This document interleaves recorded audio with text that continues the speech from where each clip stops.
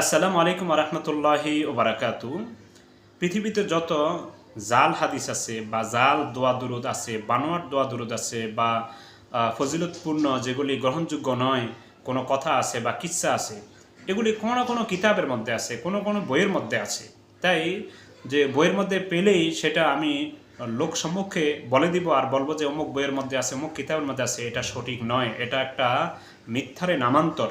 বরং কোনটা সঠিক কোনটা বেঠিক এটা একমাত্র নির্ভর করে সনদ তথা সূত্রের উপরে। যদি সূত্র সঠিক থাকে তাহলে ওই কথা সঠিক, ওই দোয়া সঠিক, ওই জিকির সঠিক, ওই দুরূদ সঠিক। আর যদি সূত্র সঠিক না থাকে তাহলে কোনোটাই সঠিক নয়। সুপ্রিয় দর্শক, আমরা বিভিন্ন ওয়াজ মাহফিলে যত কিস্সা কাহিনী এবং বিভিন্ন নসিহত শুনি, সেগুলির মধ্যে থেকে অনেককে দেখা যায় যে তারা এগুলি ভাজ বিচার করেন না। যে কিতাবে আছে বাস তারা বলে দেন, কিন্তু আসলে কিতাবে থাকলে কি বলে দিলে কি সঠিক হবে? কখনো নয়। বরং কিতাবে থাকলে সেটাকে ভাজ বিচার করতে হবে যে এটার সনদ তথা সূত্র সঠিক কিনা। যদি সূত্র সঠিক থাকে তারপরে আমরা ওয়াজ মাহফিলে বলবো, নতুবা বলবো না। কিন্তু তা সত্ত্বেও আমাদের অনেক বক্তাদেরকে দেখা যায় তারা এই কাজটি করেন না।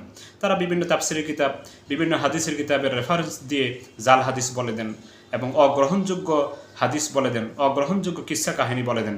এটা কোশ্চিনকালও ঠিক নয়। আমাদের অন্যতম একজন বক্তা এবং আমাদের বর্তমান ধর্মীয় উপদেষ্টা আফমা খালেদ সাহেবের আগে কথাটা শুনি, তারপর আমরা বিশ্লেষণ করি। সম্মানিত হাজরিন, কথা শেষ। আমি আপনাদের একটা আমল শিখাই। আমল, হায়াত কম, যে কোনো মুহূর্তে আল্লাহ তাআলা আমাদের তলব করবেন। শুআবুল ঈমান লিল বাইহাকি, হাদিসের কিতাব। আল্লাহ রাসূল সাল্লাল্লাহু আলাইহি ওয়াসাল্লাম বলেন, কোনো মুসলমান জুমার দিন যদি 100 বার দরুদ শরীফ পড়ে, কতবার? 100 বার। আপনার 100টা মনের আরজু, দিলের আশা আল্লাহ পূরণ করে দিবেন।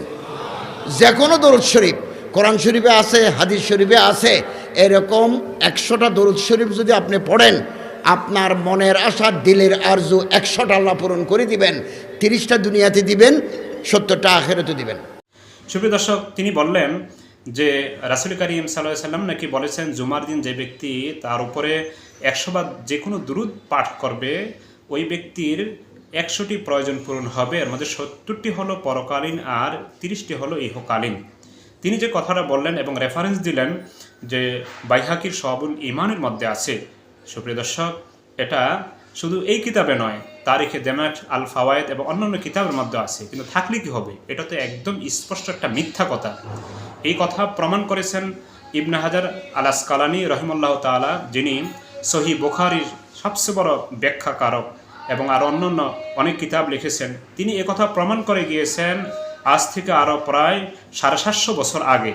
তাই সুপ্রিয় দর্শক, এই কথাটা তিনি যে বলছেন এটা গ্রহণযোগ্য নয়। এবং এই ফজিলতের দিকে লক্ষ্য করে যদি কেউ দুরূদ পাঠ করে তাহলে সেটা গ্রহণযোগ্য হবে না এবং সেখানে সওয়াবের পরিবর্তে গুনাহ হওয়াটাই স্বাভাবিক।